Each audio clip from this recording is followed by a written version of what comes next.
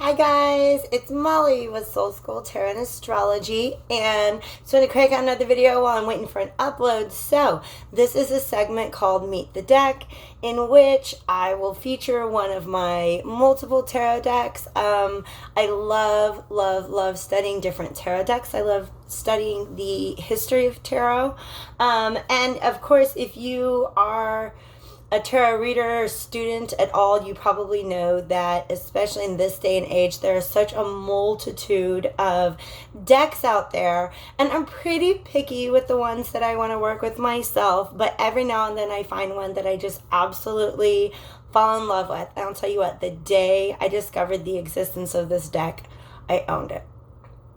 Like, I looked it up online, I went out and I found it. It is called the Tattoo Tarot Ink and Intuition, all right? And I love the box.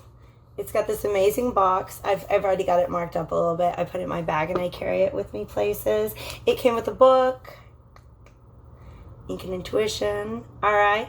The author of the book is Diana McMahon Collis. There's some info about her. And Megan Munden is a UK-based illustrator who drew the commissioned artworks. So it's a nice little book. You know, sometimes different decks come with books and they come with very intro information. So if you're a first-time reader, this is going to be a good setup. Even if you have read for a while, if you're still using, I still use spreads sometimes. These are, you get a good amount of information, a good breakdown on the suits, what's the major, what's the minor. So it's a really, like, honestly, it's about that thick. It's a nice little intro to tarot book, okay? As you can see, the aesthetic here is just kind of based on the classic American kind of Navy style tattoo with some very modern elements in it, of course. So one of the things I enjoy about this deck is, look at my hair, the blend of traditional tarot with modern imagery. Now, one of the examples here, I pulled out some of the cards I really like, and I don't know if I have a male court card. First of all, I am going to say nowadays I get a little fussy when pages are not represented as feminine or even gender neutral, just because 3/4 of the court cards can't be masculine, okay? It's not even about male and female. It's about assertive and receptive energies. We'll talk about court cards and what they mean sometime. I'll have a whole other video about that, and I'll let you know why I have that feeling about feminine pages. But check out these cool hairstyles and neck tats that we have, especially. There's a page that just talks about the kings, I think, and the knights, okay? So you can see they're really cool hairstyles, okay? They got beards. The queens are amazing. I love that Queen of Pentacles, okay? So the book is actually a pretty good preview. Look, he looks like Jon Snow. He's got blonde hair, but he looks like Jon Snow. It's not the Game of Thrones tarots. Okay.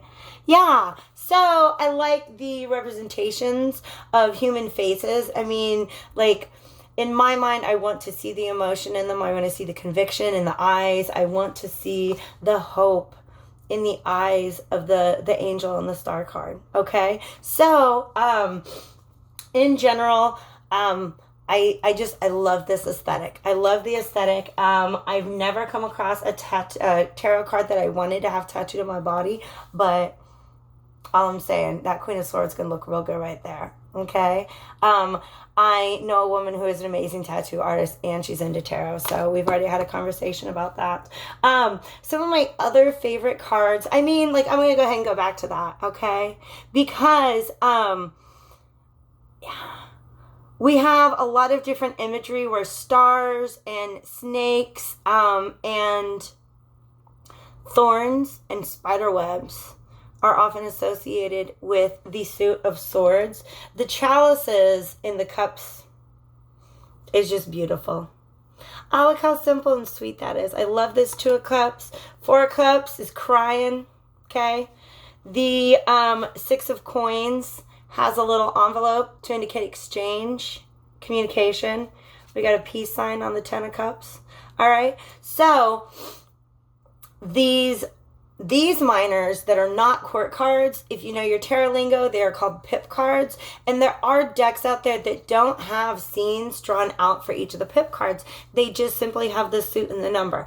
If you have studied tarot for a while and you kind of want to break away from the traditional like Rider Waite interpretations or just basic keyword interpretations and start to look at the combination between the element and the numerology in tarot, like that's a real fun, maybe beginner way to look at it, but maybe more advanced depending on your style. So here's some, these peacock feathers and the roses. I love this so much. This Ace of Coins, how beautiful that is. Yeah, I love that. So yeah, the Empress, just as fierce as that Emperor, and when they sit by side, they're looking at each other. I don't like that. She's not just going to look straight at you while he's looking at her. This Justice card is fierce, yo. Look at that. She's fierce. She's getting justice. I love it. I love it. Doves. This Tower card. I like that. Okay, so, I mean, nothing that's too dramatic of a break from tradition here, other than the fact that it does kind of crouch itself in its own tradition of the American tattoo aesthetic. A couple more cards I do want to show you. Got a really cool Wheel of Fortune, and I have never said that I loved the Hanged Man in a deck, but there you go. Isn't that beautiful? Okay, so the thorns are there as sort of a symbol of self-sacrifice. The roses are there. He's got a halo because you know he's doing a spiritual thing right now. Yeah, so that's just kind of a preview of some of the cards that I really, really like in this deck. I love the colors. We're going to go back to the Star card. Actually, one of the first readings I did was for a friend who wasn't, it was for somebody who was not present. And I did the reading, and we did an audio recording because she was at home recovering from, I think, knee surgery. And one of the cards that came up, in fact, the most important card that came up was the Star. And check out this henna tattoo. I literally don't even know the woman that I read for, but her friend told me that she had just gotten a henna tattoo like that. What is in my hair? Oh, she had just gotten a henna tattoo like that. Did I do something weird in the makeup? Okay, it's fuzz. She had a tattoo like that on her hip. Synchronicities, man. That's what I love reading with many, many different decks. Just kind of, there's different messages. There's so many different messages in all of the cards. And so, yeah, I will tell you, like, I'm going to show you the box one more time because I really liked it. When I got this deck, okay, if anybody else owns this deck, please tell me what order the cards were in when you open them up. Typically, you're going to go from minors, ace through king, all the way through the majors. Correction. You'll start with the Fool, go through the majors, and then go through the minors. This one started with the Ace of Swords and went through all of the court cards. All of the minor arcana cards, and then the majors in reverse order. Okay, so it started with Judgment, and then the last card on the deck, like at the top here, as I was unboxing it, was the Fool. But I was like, oh my god, there's 4 cards missing, and those cards were actually out of order after the Fool, and they'd been cards that were popping up in my readings lately, so I felt a little spooked out by that, but also kind of like, okay, maybe I have a cool bond with this deck. I got it at Urban Outfitters. Shh. Okay, so look it up online. I brought it home. I got out my crystals and my salt lamp, and I cleansed it, and I'm gonna tell you what, the first reading I did with this was probably